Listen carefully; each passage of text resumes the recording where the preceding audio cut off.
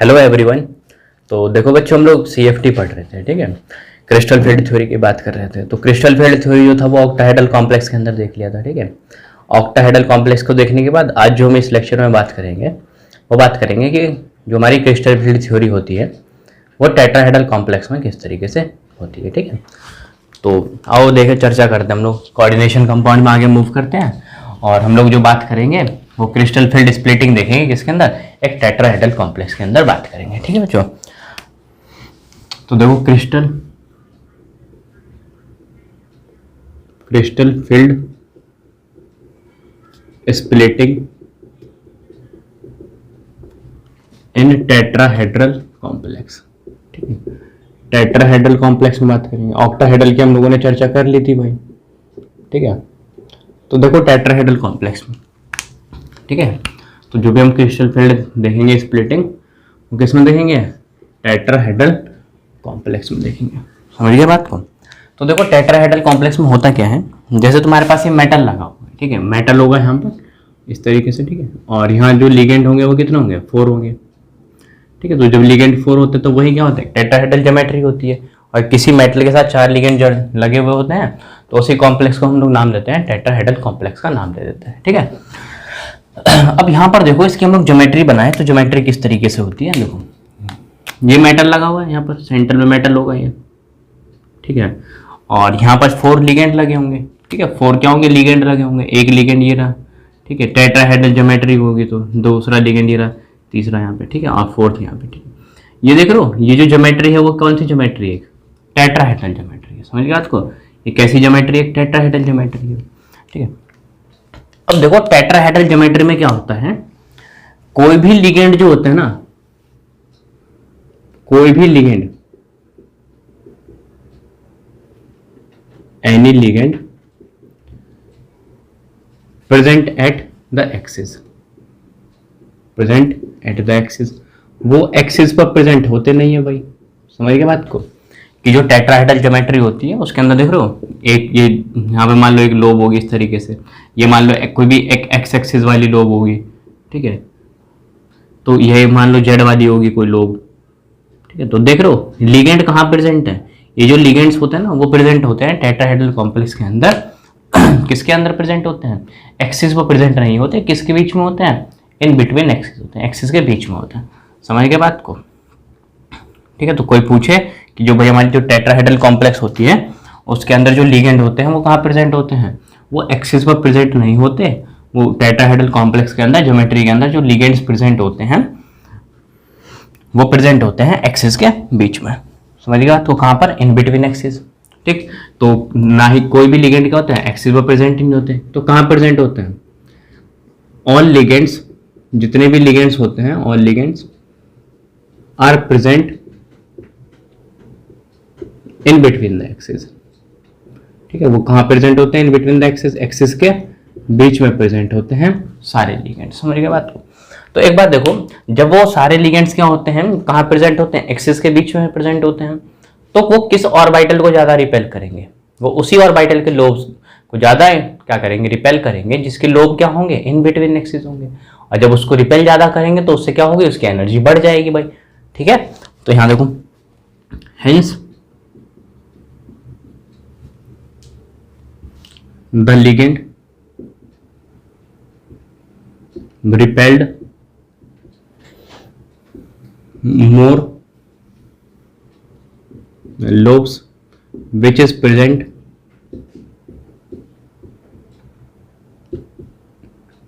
in between the axis, जो क्या होंगे, एक्सिस के बीच में होंगे, जिससे क्या होगा, एनर्जी जो होगी ऑर्बिटल की, एनर्जीज ऑफ ऑर्बिटल वो क्या हो जाएगी, इंक्रीज हो जाएगी। ऑर्बिटल की एनर्जी क्या हो जाएगी, इंक्रीज हो जाएगी। अब वो ऑर्बिटल कौन से होंगे, जो क्या होंगे, जिनके लोब क्या होते हैं, एक्सिस के बीच में प्रेजेंट होते हैं, वो होते हैं dxy, dyz और क्या होंगे, dzx। समझ गए बात को। तो इन वाले ऑर्बिटल्स की जो एनर्जी होगी वो क्या हो जाएगी, डिक्रीज हो जाएगी, ठीक है। तो टेट्राहेड्रल कॉम्प्लेक्स के अंदर क्या होता है, मेटल होता है, मेटल के साथ क्या होते हैं, 4 लिगेंड लगे होते हैं। समझ गए बात को, मेटल से क्या होते हैं, 4 लिगेंड लगे होते हैं। कोई भी लिगेंड जो होते हैं वो एक्सिस पर प्रेजेंट नहीं होते, सारे लिगेंड जो होते हैं वो प्रेजेंट होते हैं एक्सिस के बीच में, ठीक है। कहाँ होते हैं, एक्सिस के बीच में होते हैं। तो लिगेंड जो होते हैं उन डी ऑर्बिटल को ज्यादा रिपेल करेंगे जिनके लोब क्या होंगे, इन बिटवीन एक्सिस होंगे, एक्सिस के बीच में होंगे। एक्सिस के बीच वाले जिनके लोब होते हैं वो 3 टाइप्स के ऑर्बिटल होते हैं, तो होता है DXY, DYZ और कौन सा होता है DZX। इनको ज्यादा रिपल्सन करेंगे जिससे क्या होगी, इनके ऑर्बिटल्स की जो एनर्जी होगी वो क्या हो जाएगी, इंक्रीज हो जाएगी। समझ गए बात को। फिर देखो हम लोग डायग्राम के साथ देखेंगे किस तरीके से होता है। ठीक है, देखो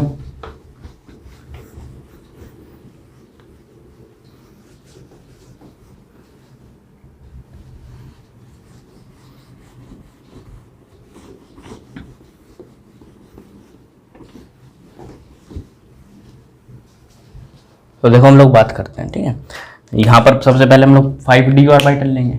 ठीक है, यहाँ पर 5, 1 2 3 4 5, ये क्या है, एक डीजनरेट ऑर्बिटल है। डीजनरेट ऑर्बिटल उनको बोल रहे हैं हम लोग जिन ऑर्बिटल्स की एनर्जी क्या होती है, सेम होती है। तो सबसे पहले स्टेप में देखो क्या होता है, अट्रैक्शन होता है। समझ गए बात को। अट्रैक्शन से क्या होती है, अट्रैक्शन से होता है जो भी ऑर्बिटल है उसकी एनर्जी क्या होती है, डिक्रीज हो जाती है। फिर फर्दर सेकंड स्टेप में देखो क्या होता था, रिपल्सन होता था। जब रिपल्सन होता था तो उससे एनर्जी क्या होती थी, ऑर्बिटल्स की इंक्रीज हो जाती थी।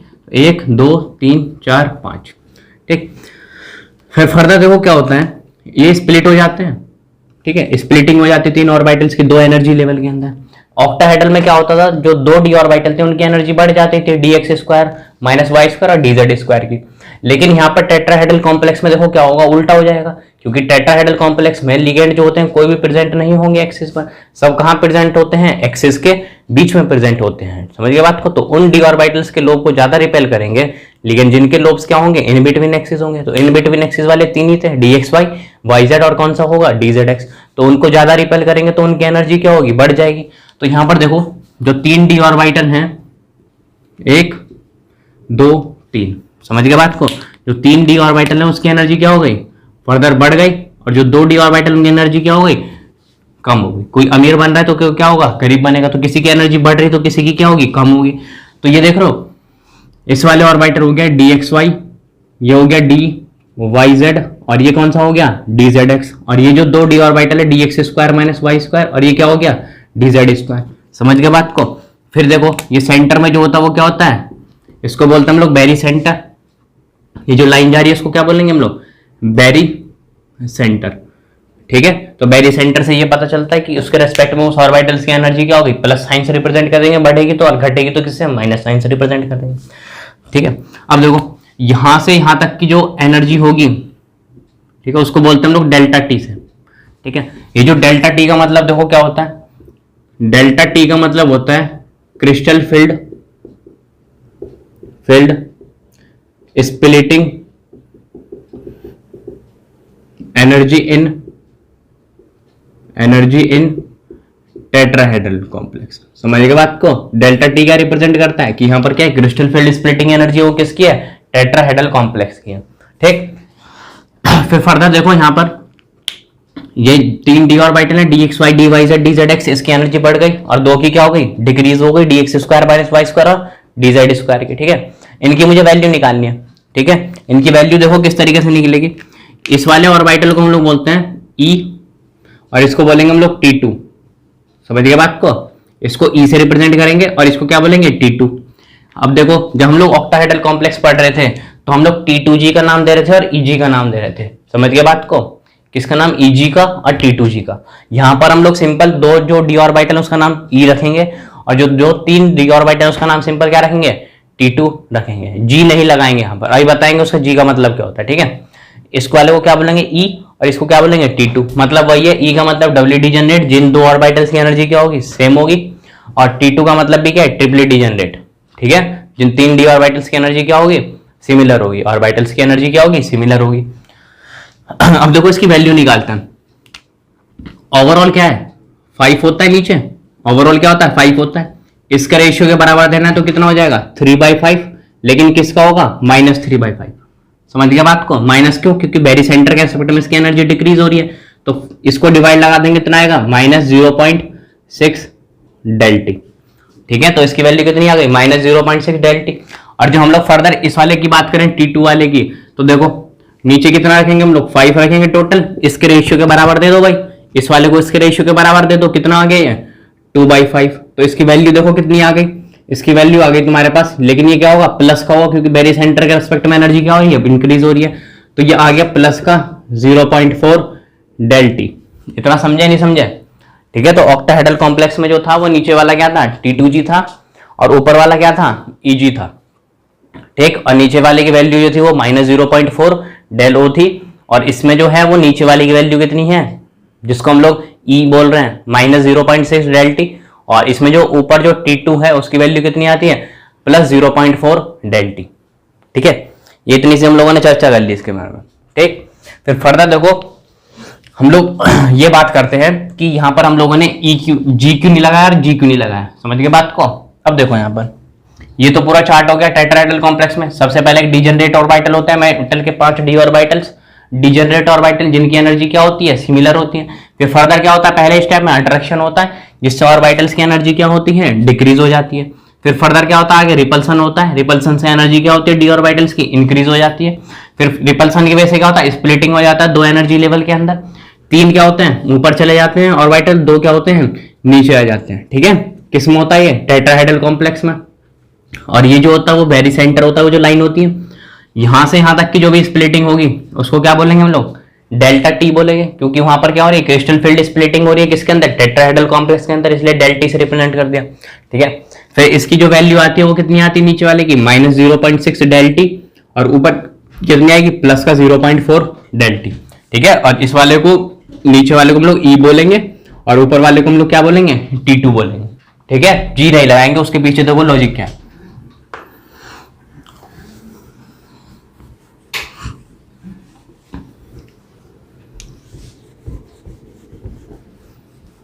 उसके पीछे का सिंपल रीजन है, अभी बता रहे हैं, बहुत आसान है उसका रीजन। देखो एक होता है आई, ठीक है, आई बात आता है कि सिमेट्री प्रेजेंट है या नहीं है। ठीक है, कहीं पर आई प्रेजेंट होगा तो वहां सिमेट्री होगी, और आई प्रेजेंट नहीं होगा तो सिमेट्री नहीं होगी। ठीक है, आई रिप्रेजेंट करता है सिमेट्री के बारे में, ठीक है, कि वहां सिमेट्री है या नहीं। ठीक है, अब देखो Ml6, ठीक है, Ml6 लगाया तो कौन सा कंपाउंड हो गया, complex compound, octahedral complex Ml6, मतलब 6 लिगेंड लगे हुए हैं। कहीं मेटल के साथ 4 लिगेंड लगे हुए हैं, तो एक ऐसा कॉम्प्लेक्स है, एक टेट्राहेड्रल कॉम्प्लेक्स है। ठीक, तो इसको अरेंज कर दो, इसकी ज्योमेट्री मेटल होगा, यहाँ लिगेंड है, यहाँ लिगेंड्स है, यहाँ एक लिगेंड, और फिर यहाँ देखो एक लिगेंड है, और यहाँ एक लिगेंड है, और यहाँ क्या होगा, लिगेंड है। ठीक है, और जो मैं टेट्राहेड्रल के अंदर बात करूँ तो इसकी ज्योमेट्री बना दो भाई, तो ज्योमेट्री क्या होगी, मेटल है और एक लिगेंड है, एक लिगेंड ये रहा, ठीक, दूसरा लिगेंड यहाँ पे है, और देखो थर्ड लिगेंड यहाँ पर है, और फोर्थ लिगेंड कहाँ पर है, यहाँ पर है। ठीक, अब देखो ऑक्टाहेड्रल कॉम्प्लेक्स के अंदर ये सेंटर है, सेंटर से तुम इधर चल रहे हो, जब भी तुम्हें क्या मिल रहा है, सेम चीज मिल रही है, लिगेंड मिल रहा है। तुम इस सेंटर से नीचे की तरफ जा रहे हो, तुम्हें फिर भी क्या मिल रहा है, लिगेंड मिल रहा है। इस सेंटर से तुम इधर जा रहे हो, क्या मिल रहा है, लिगेंड मिल रहा है। इससे तुम इधर जा रहे हो, वो भी क्या मिल रहा है, लिगेंड मिल रहा है। तुम इस सेंटर से इधर आगे की तरफ जा रहे हो, फिर भी लिगेंड मिल रहा है, सेम चीज। इससे इधर जा रहे हो, फिर भी क्या मिल रही है, सेम चीज मिल रही है, लिगेंड मिल रही है।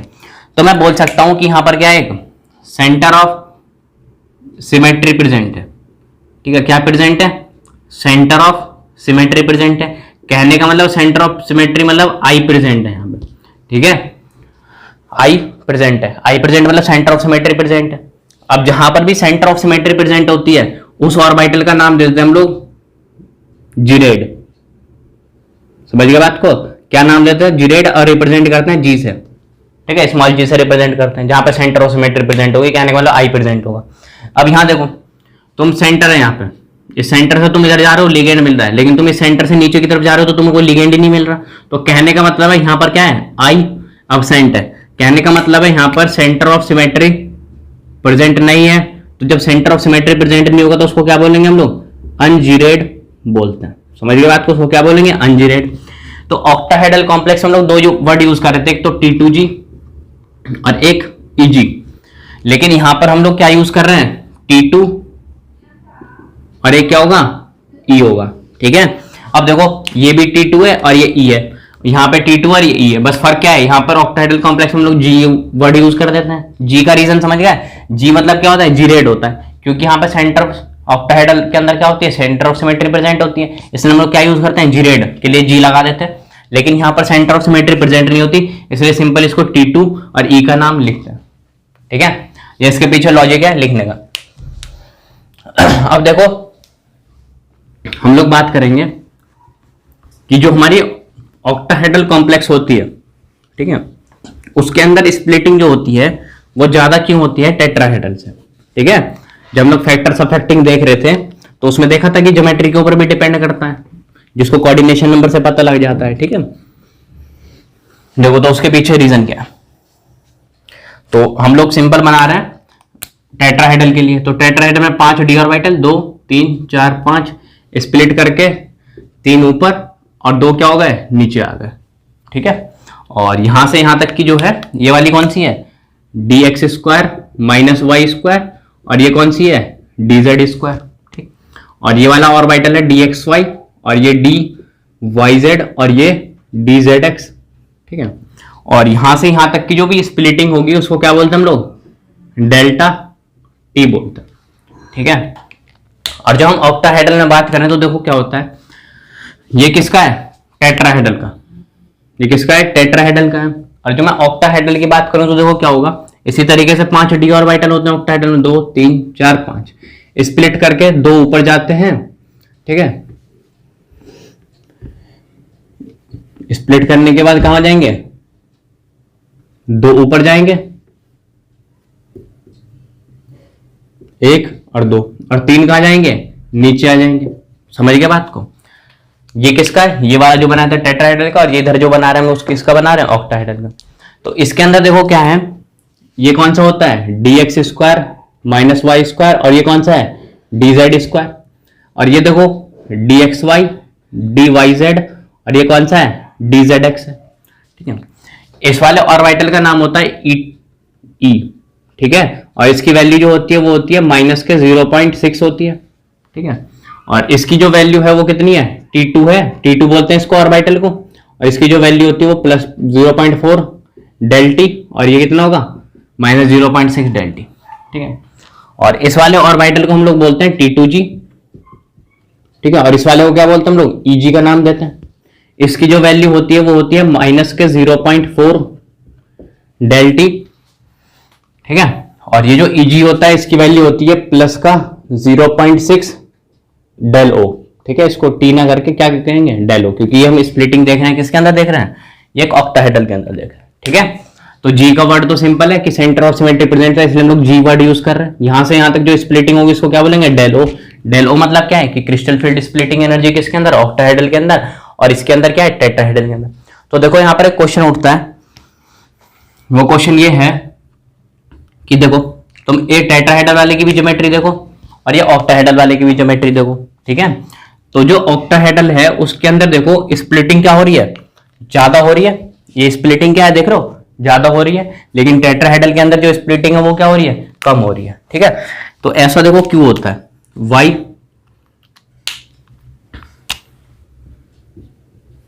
Del o is greater than del t. समझ गए बात को कि ऑक्टाहेड्रल के अंदर जो होती है वो टेट्राहेड्रल से ज्यादा स्प्लिटिंग क्यों होती है। उसके पीछे देखो रीजन क्या है। एक तो सबसे पहला रीजन ये है, इसके 2 रीजन होते हैं। फर्स्ट रीजन ये है ज्योमेट्री फैक्टर। क्या होती है ज्योमेट्री फैक्टर। ठीक है, इसकी तो चर्चा कर ही ली थी हम लोगों ने।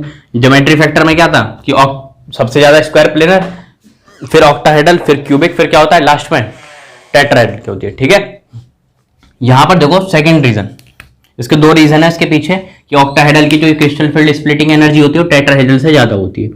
सेकंड रीजन होता है नंबर ऑफ लिगेंड। ठीक है, सेकंड क्या होता है फैक्टर नंबर ऑफ लिगेंड। अब देखो एक बात, डेल जो होता है जो क्रिस्टल फील्ड स्प्लिटिंग होती है वो डायरेक्टली प्रोपोर्शनल होती है नंबर ऑफ लिगेंड्स के। ठीक है, तो नंबर ऑफ लिगेंड्स क्या होंगे ज्यादा होंगे, तो वहां पर जो क्रिस्टल फील्ड स्प्लिटिंग होगी एनर्जी वो क्या होगी ज्यादा होगी। तो देखो यहाँ पे एक तरफ तो हम लोग ऑक्टाहेड्रल ले रहे हैं और एक तरफ हम लोग टेट्राहेड्रल ले रहे हैं। ठीक है, ऑक्टाहेड्रल के अंदर जो लिगेंड्स होते हैं वो कितने होते हैं, लिगेंड होते हैं 6, और टेट्राहेड्रल के अंदर जो लिगेंड होते हैं वो कितने होते हैं 4 होते हैं। तो यहां पर देख रहे हो, और जो मैं इसको इस तरीके से लिखना चाहूं तो लिख सकते हैं क्या, चलो छोड़ो इसको रहने दो। तो यहां पर टेट्राहेड्रल के अंदर नंबर ऑफ लिगेंड क्या है 4 है, और ऑक्टाहेड्रल के अंदर क्या है नंबर ऑफ लिगेंड 6 है। तो जो नंबर ऑफ लिगेंड ज्यादा होंगे तो वहां पर क्या होगी, स्प्लिटिंग। देखो डेल जो होता है वो डायरेक्टली प्रोपोर्शनल किसके, नंबर ऑफ लिगेंड्स के। तो कहीं पर नंबर ऑफ लिगेंड ज्यादा होंगे तो वहां पे क्रिस्टल फील्ड स्प्लिटिंग एनर्जी क्या होगी, ज्यादा होगी। इसलिए ऑक्टाहेड्रल के अंदर लिगेंड्स के जो नंबर होते हैं वो क्या होते हैं, ज्यादा होते हैं। किससे, टेट्राहेड्रल से। इसलिए यहां पर जो स्प्लिटिंग होती है ऑक्टाहेड्रल के केस में क्या होती है, ज्यादा होती है टेट्राहेड्रल से। ठीक है, अब देखो वो कितनी ज्यादा होती है उसकी बात कर ले रहे हैं। एक रिलेशन लिख दे रहा हूं, वो रिलेशन बड़ा इंपॉर्टेंट है। ये जो रिलेशन है बड़ा इंपॉर्टेंट है, वो ये है जो डेल टी होता है ये लगभग बराबर होता है 0.45 डेल ओ के। समझ के बात को, किससे, 0.45 डेल ओ के बराबर होता है। ठीक है, इस वाले रिलेशन को ध्यान रखना। कभी हमसे देखो ऑक्टाहेड्रल की हमसे क्रिस्टल फील्ड स्प्लिटिंग एनर्जी दे रखी होगी और हमसे क्या पूछ रही होगी, टेट्राहेड्रल की पूछ रही होगी। तो वहां पे मैं क्या करूंगा, 0.45 से मल्टीप्लाई कर दूंगा किसके अंदर, क्रिस्टल फील्ड स्प्लिटिंग एनर्जी जो ऑक्टाहेड्रल की दे रखी होगी। तो हमारे पास क्या निकल जाएगा, डेल टी निकल जाएगा। ठीक है, तो इस वाले रिलेशन को इसलिए इंपॉर्टेंट लगा दिया क्योंकि जब हम ऑक्टाहेड्रल के अंदर 0.45 से मल्टीप्लाई करेंगे जब जाके हमारे पास क्या आएगी, डेल टी आएगी। वो रिलेशन किससे पता चला, वो इससे पता चला क्योंकि ऑक्टाहेड्रल के अंदर नंबर ऑफ लिगेंड्स कितने होते हैं, ज्यादा होते हैं 6, और टेट्राहेड्रल के अंदर नंबर ऑफ लिगेंड्स क्या होते हैं, 4 होते हैं। तो यहां पर क्या होती है, स्प्लिटिंग ऑक्टाहेड्रल में ज्यादा होती है, टेट्राहेड्रल में क्या होती है, स्प्लिटिंग थोड़ी कम होती है। समझ गए बात को। तो कितनी कम होती है कि जब हम लोग ऑक्टाहेड्रल के अंदर 0.45 से मल्टीप्लाई करेंगे जब जाके हमें क्या मिलेगी, डेल टी मिलती है। समझ गए बात को, इसको नोट करो।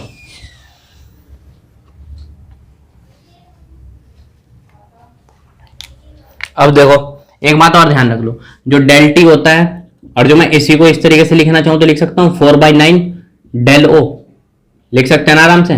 क्योंकि देखो ये वैल्यू जो है वो क्या है, कैलकुलेट करके आई हुई है, हमें उसके ऊपर नहीं जाना कि किस तरीके से आई है, बस हमें ये जो रिलेशन है उसको याद रखना है। क्योंकि हमसे ऑक्टाहेड्रल के अंदर दे देगा और पूछ किसके लिए अंदर लेगा, टेट्राहेड्रल की क्रिस्टल फील्ड स्प्लिटिंग एनर्जी पूछ लेगा। तो सिंपल कुछ नहीं करना, ऑक्टाहेड्रल की जो दे रखी है उसमें इससे मल्टीप्लाई कर दो, क्या आ जाएगी, टेट्राहेड्रल की। अब देखो डेल टी है इक्वल टू क्या है, 4/9 डेल ओ है। तो मैं इसको 4 को 9 से डिवाइड करूंगा तो क्या जाएगा, 0.45। तो इन दोनों में से कोई भी रिलेशन याद रख लेना, कॉमन है। ठीक है, क्योंकि 4/9 को हम लोगों ने क्या करा, डिवाइड कर दिया तो क्या आ गया, 0.45 आ गया डेल ओ। ठीक है, तो ये तो हो गया। अब देखो हम लोग बात करेंगे किसके अंदर, जिस तरीके से ऑक्टाहेड्रल कॉम्प्लेक्स के अंदर क्या देखा था, इलेक्ट्रॉन फिल करके देखे थे, इसी तरीके से हम लोग टेट्राहेड्रल कॉम्प्लेक्स के अंदर भी क्या करेंगे, इलेक्ट्रॉन को फिल्ड करके देखेंगे। समझ गए बात को। तो देखो इस वाले रिलेशन को ध्यान रखना। ठीक है, रिलेशन क्या है, एक तो ये दोनों रिलेशन और ऊपर से प्लस ये वाला कि ऑक्टाहेड्रल के अंदर जो होती है वो क्या होती है, ज्यादा होते हैं क्रिस्टल फील्ड स्प्लिटिंग एनर्जी किससे, टेट्राहेड्रल से। ठीक है, अब देखो इलेक्ट्रॉन फिल करने पर जा रहे हैं।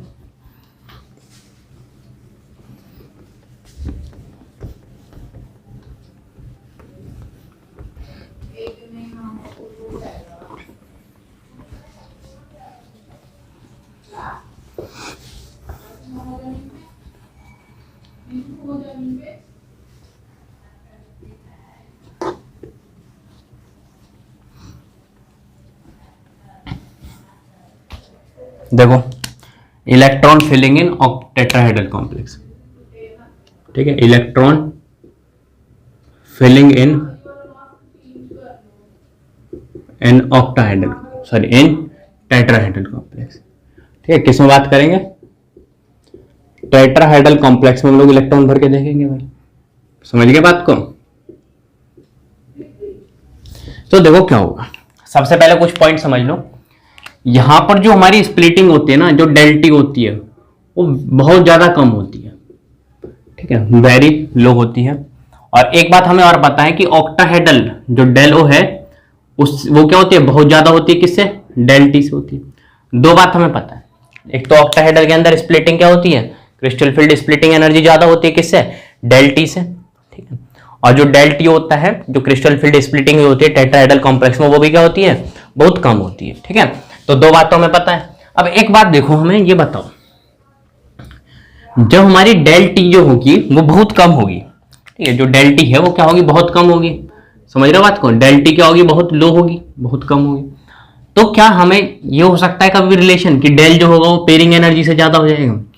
भैया ये कभी नहीं हो सकता, क्योंकि एनर्जी जो टेट्राहेड्रल कॉम्प्लेक्स में स्प्लिटिंग के बाद निकल रही है ना, वो बहुत कम है। ठीक है, वो कितनी है, बहुत कम है। तो जब बहुत कम है ना, तो हमेशा ही क्या होगा, जो डेल होगा वो क्या होगा, क्रिस्टल फील्ड स्प्लिटिंग एनर्जी जो होगी टेट्राहेड्रल में पेयरिंग एनर्जी से कम होगी, चाहे तुम स्ट्रॉन्ग लिगेंड का केस ले रहे हो चाहे तुम वीक लिगेंड का केस ले रहे हो, हमेशा ही क्या होगा, यही बात होगी।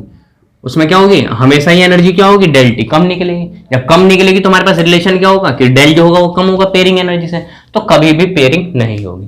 ठीक है, तो जब भी इलेक्ट्रॉन भरना हो टेट्राहेड्रल कॉम्प्लेक्स में, चाहे वीक लिगेंड दे रखा हो चाहे स्ट्रॉन्ग लिगेंड दे रखा हो, तो एक ही केस लेंगे, जो डेल होगा वो क्या होगा, कम होगा पेयरिंग एनर्जी से, हमेशा ये रखेंगे, तो वहां पर पेयरिंग नहीं होगी। ठीक है, क्या होगी, पेयरिंग नहीं होगी। ऐसा रीजन क्यों है, क्योंकि यहाँ जो डेल टी होता है स्प्लिटिंग के बाद जो डेल टी निकलता है, क्रिस्टल फील्ड स्प्लिटिंग एनर्जी निकलता है टेट्राहेड्रल कॉम्प्लेक्स में, वो बहुत कम होता है। ठीक है, बहुत कम मतलब ऑक्टाहेड्रल के कंपैरिजन में बहुत कम होता है, जिससे क्या कराता है वो इलेक्ट्रॉन्स को पेयर नहीं करा पाता। वो जो एनर्जी रिलीज होती है उसके पास इतनी एनर्जी नहीं होती कि वो क्या करे, इलेक्ट्रॉन्स को पेयर करा दे। इसलिए हम लोग क्या लेंगे, एक ही रिलेशन लेंगे कि जो डेल है वो क्या है, पेयरिंग एनर्जी से कम है। ठीक है, तो एक ही इसमें पढ़ेंगे भी हम लोग, ना स्ट्रॉन्ग लिगेंड पढ़ना ना वीक लिगेंड, सबके लिए तो यही चलेगा। ठीक है, तो वो देख लो, तो वो क्या है रिलेशन, देखो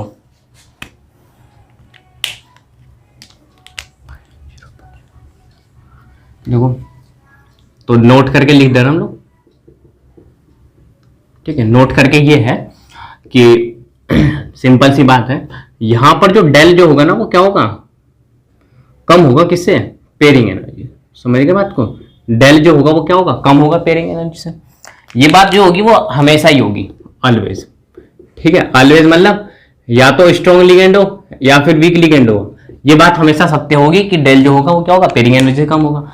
तो यहां पर कोई पेयरिंग नहीं होगी। ठीक है, नो पेयरिंग टेक्स प्लेस।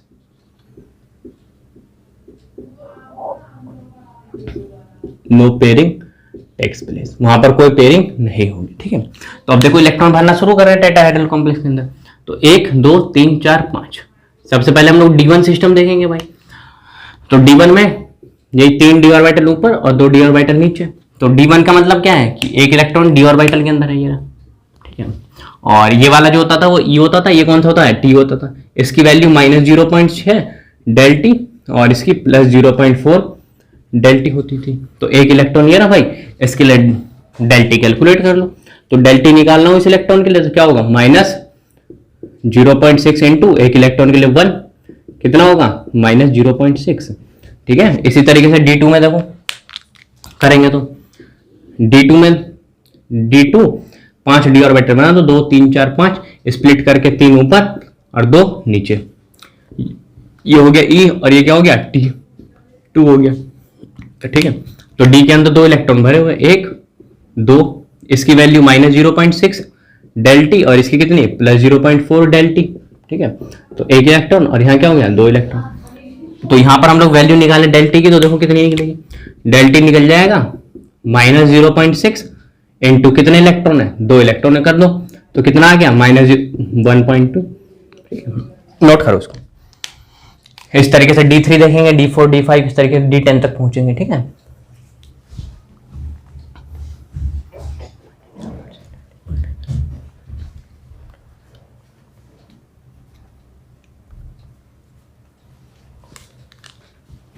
ठीक है, इस तरीके से D3 देखेंगे। ठीक है, D3 में देखो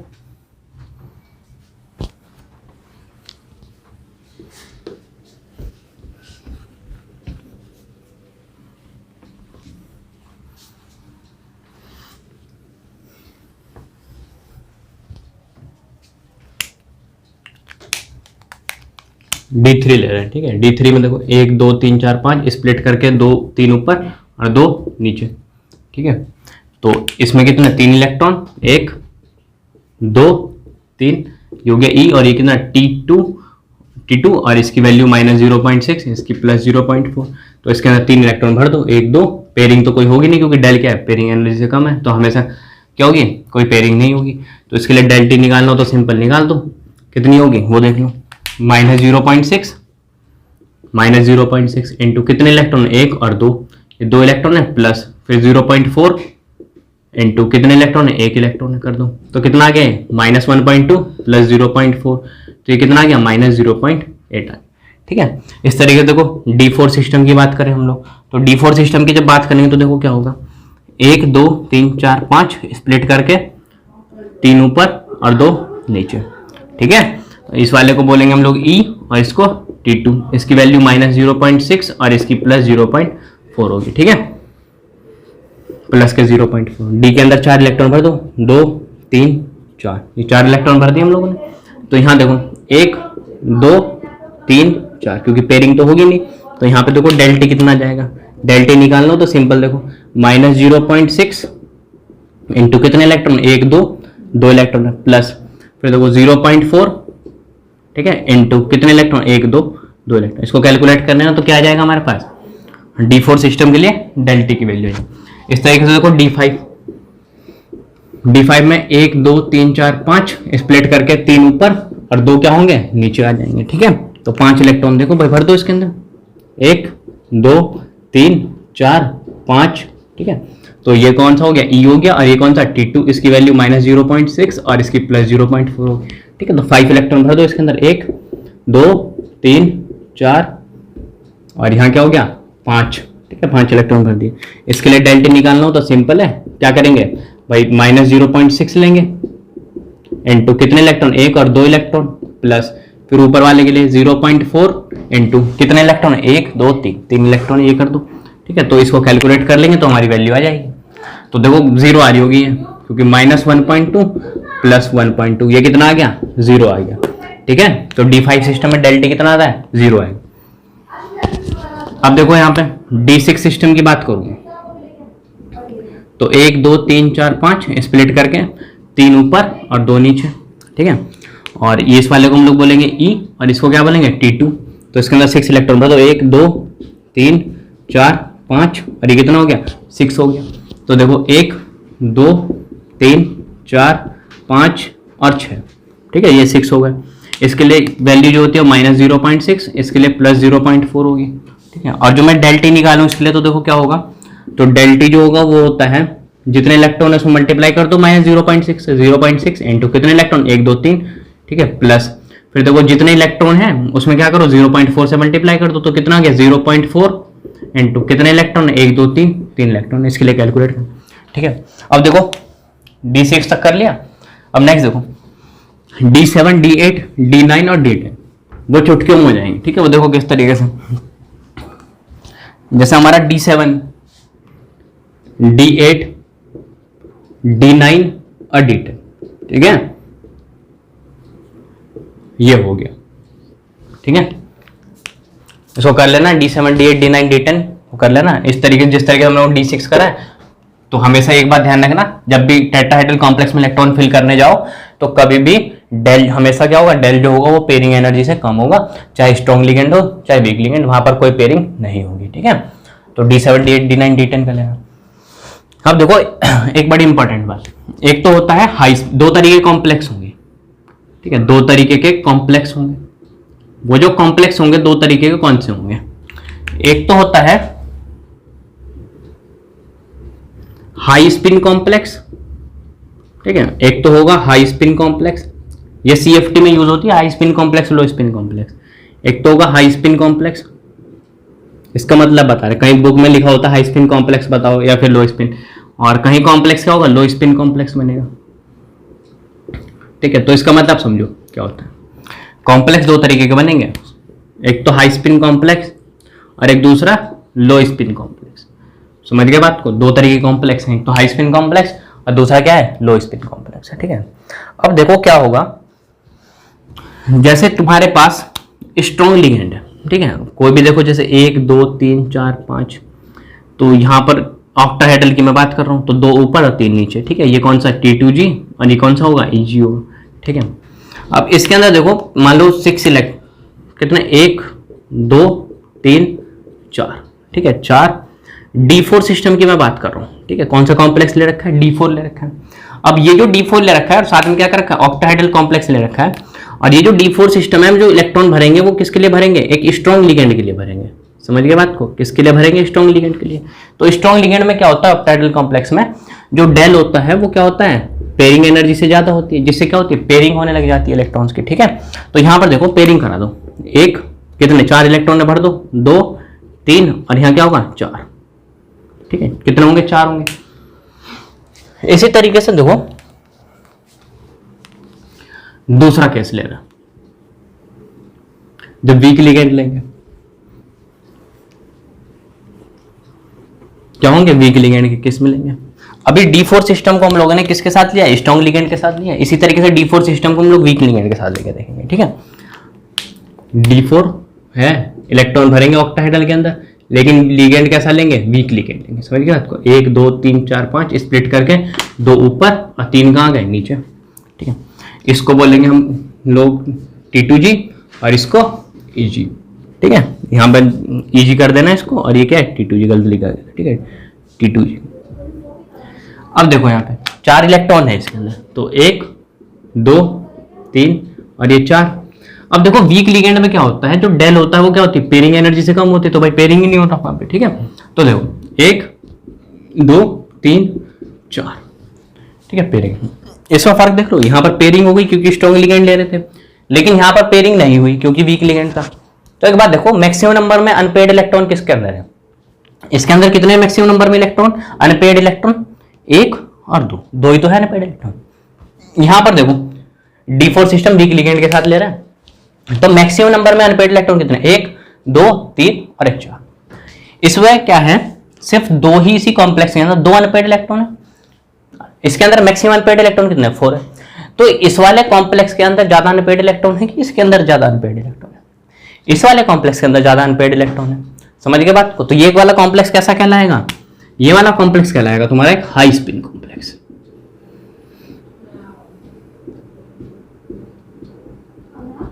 ठीक है। और ये वाला, इस वाले कॉम्प्लेक्स, जिस कॉम्प्लेक्स के अंदर अनपेड इलेक्ट्रॉन कम होंगे उस वाले कॉम्प्लेक्स को क्या बोलेंगे, लो स्पिन कॉम्प्लेक्स। समझ गए बात को, उसको क्या बोलेंगे हम लोग, लो स्पिन कॉम्प्लेक्स। तो 2 तरह के कॉम्प्लेक्स हैं, एक तो हाई स्पिन कॉम्प्लेक्स है और एक लो स्पिन कॉम्प्लेक्स है। तो जब भी तुम्हारा, एक बात नोट करके देखो, लिख देना, स्ट्रॉन्ग लिगेंड होगा और जो स्ट्रॉन्ग लिगेंड हुआ तो हमेशा क्या बनाएगा, वो एक लो स्पिन कॉम्प्लेक्स बनाएगा, ठीक है। और जो हमारा वीक लिगेंड हुआ तो हमारा जो कॉम्प्लेक्स बनेगा वो कैसा बनेगा, एक हाई स्पिन कॉम्प्लेक्स बनेगा। समझ गए बात को। तो 2 टर्मिनोलॉजी यूज करेंगे वो लोग क्वेश्चन के अंदर, कि हमें जो कॉम्प्लेक्स दे रखा है इलेक्ट्रॉन भरने के लिए वो एक हाई स्पिन कॉम्प्लेक्स है। तो हाई स्पिन कॉम्प्लेक्स दे रखो तो सीधा कहां टिक मार जाना, दिमाग में घुसा देना, कौन सा लिगेंड भर रहे हैं, वही वीक लिगेंड के लिए इलेक्ट्रॉन पूछ रहे हैं। और जो हमें कॉम्प्लेक्स दे रखा है लो स्पिन कॉम्प्लेक्स के लिए इलेक्ट्रॉन भरना है, टेट्राहेड्रल या ऑक्टाहेड्रल के अंदर, तो सीधा किस पे क्लिक करना है, स्ट्रॉन्ग लिगेंड को, ठीक है। तो ये जो 2 टर्म है वो काफी इंपॉर्टेंट है, कि हमारे जो कॉम्प्लेक्स है 2 तरीके के हैं, एक तो है कौन से, हाई स्पिन कॉम्प्लेक्स, एक दूसरा क्या है, लो स्पिन कॉम्प्लेक्स है। इसका मतलब क्या है, लो स्पिन कॉम्प्लेक्स का मतलब है कि अनपेड इलेक्ट्रॉन भाई कम होंगे और unpaired number of unpaired electron क्या होंगे, हाई स्पिन कॉम्प्लेक्स के अंदर ज्यादा होंगे। तो वीक लिगेंड में क्या होते हैं, नंबर ऑफ अनपेड इलेक्ट्रॉन ज्यादा होते हैं क्योंकि पेयरिंग नहीं करती। तो वीक लिगेंड के साथ कौन सा कॉम्प्लेक्स बनेगा, हाई स्पिन कॉम्प्लेक्स, और स्ट्रॉन्ग लिगेंड के साथ कौन सा कॉम्प्लेक्स बनेगा, लो स्पिन कॉम्प्लेक्स। तो क्वेश्चन के अंदर स्ट्रॉन्ग लिगेंड और वीक लिगेंड ना डाल करके ये दे देंगे कि जो कॉम्प्लेक्स बन रहा है वो एक हाई स्पिन कॉम्प्लेक्स बन रहा है या फिर लो स्पिन कॉम्प्लेक्स बन रहा है। तो भाई हाई स्पिन कॉम्प्लेक्स बनेगा तो सीधा दिमाग में टिक हो जाएगा कि कौन सा लिगेंड है, वीक लिगेंड है, और जो लो स्पिन कॉम्प्लेक्स है वो सीधा टिक का हो जाएगा कि हमारा कौन सा लिगेंड है, स्ट्रॉन्ग लिगेंड है। अब एक बात देखो, ऑक्टाहेड्रल में हम लोग स्ट्रॉन्ग लिगेंड और वीक लिगेंड दोनों के लिए इलेक्ट्रॉन भर रहे थे, दोनों के लिए इलेक्ट्रॉन भर के देखा था, ठीक है। तो स्ट्रॉन्ग लिगेंड में क्या हुआ था कि डेल जो है वो पेयरिंग एनर्जी से ज्यादा है, ठीक है, और वीक लिगेंड में डेल जो है पेयरिंग एनर्जी से कम, ठीक है। तो स्ट्रॉन्ग लिगेंड में लो स्पिन कॉम्प्लेक्स बनाएंगे और वीक लिगेंड में क्या बनाएंगे, हाई स्पिन कॉम्प्लेक्स बनाएंगे। ये तो ऑक्टाहेड्रल की कहानी थी। और जो मैं इन टेट्राहेड्रल की बात करूं, किसमें बात करूं, इन टेट्राहेड्रल। अब देखो यहां पर जो डेल होगा वो हमेशा ही क्या होगा, कम होगा पेयरिंग एनर्जी से। ये क्या है, ऑलवेज है, चाहे कोई भी लिगेंड हो, चाहे स्ट्रॉन्ग लिगेंड हो चाहे वीक लिगेंड हो, ये बात तो हमेशा ही होगी। जो डेल होगा क्या होगा, पेयरिंग एनर्जी से कम होगा। तो यहां पर तो पेयरिंग कभी भी होएगी नहीं, जब होएगी नहीं तो हमेशा ऑलवेज कॉम्प्लेक्स कौन सा बनेगा, हाई स्पिन कॉम्प्लेक्स बनेगा, ठीक है। तो टेट्राहेड्रल जो है हमेशा कौन सा कॉम्प्लेक्स बनाएगा, एक हाई स्पिन कॉम्प्लेक्स बनाता है, ठीक है। लेकिन ऑक्टाहेड्रल क्या करता है, लो स्पिन कॉम्प्लेक्स भी जनरेट करता है, साथ में क्या करता है, हाई स्पिन कॉम्प्लेक्स भी बनाता है। हाई स्पिन कॉम्प्लेक्स बना देगा तुम्हारा वीक लिगेंड के साथ और लो स्पिन कॉम्प्लेक्स बना देगा स्ट्रॉन्ग लिगेंड के साथ, ठीक है। और ऑक्टाहेड्रल में तो कभी कोई पेयरिंग नहीं होती, डेल जो होता है वो पेयरिंग एनर्जी से कम होगा, जब कम होगा तो वहां पे कोई पेयरिंग नहीं होगी तो हमेशा कैसा कॉम्प्लेक्स बनेगा, हाई स्पिन कॉम्प्लेक्स बनेगा, ठीक है। जब भी कोई पूछे कि हाई स्पिन लो स्पिन का मतलब क्या है, तो ये होता है कि नंबर ऑफ अनपेड इलेक्ट्रॉन ज्यादा होते हैं वीकली एंड केस में, क्योंकि पेयरिंग ही नहीं करा पाता, तो मैक्सिमम नंबर में अनपेड इलेक्ट्रॉन प्रेजेंट होते हैं। ठीक है, ये तो हो गई क्रिस्टल फील्ड थ्योरी किसके अंदर, टेट्राहेड्रल के अंदर ओवर। ठीक है, इलेक्ट्रॉन भर के देखा किस तरीके से। अब एक बात देखो यहाँ पे, कभी पूछ ले क्या भरोसा, वो ये है कि जो तुम्हारा डेल है इसकी यूनिट की बता रहा हूं मैं। ठीक है, इंपॉर्टेंट मार्क करके इसकी यूनिट की बात करें। अब देखो ये जो डेल होता है ना, कौन सा, ये जो डेल होता है क्रिस्टल फील्ड स्प्लिटिंग एनर्जी, इसको एक्सपेरिमेंटली मेजर किया जाता है। ठीक है, by experimentally measured, experimentally measured किया जाता है बाय यूवी स्पेक्ट्रोस्कोपी। ठीक है, किससे, यूवी स्पेक्ट्रोमीटर से। ठीक है, तो जो डेल की वैल्यू होती है जिसको हम लोग क्या बोलते हैं, क्रिस्टल फील्ड स्प्लिटिंग एनर्जी, इसको हम लोग किससे मेजर करते हैं, एक्सपेरिमेंटली मेजर करते हैं, किससे, यूवी स्पेक्ट्रोमीटर से मेजर करते हैं। ठीक है, और ये जो डेल की जो यूनिट होती है ना, वो जो यूनिट होती है वो होती है सेंटीमीटर इनवर्स। ठीक है, तो कोई पूछे कि भाई डेल की जो यूनिट होती है वो किसमें होती है, तो उसकी यूनिट होती है सेंटीमीटर इनवर्स। ठीक है,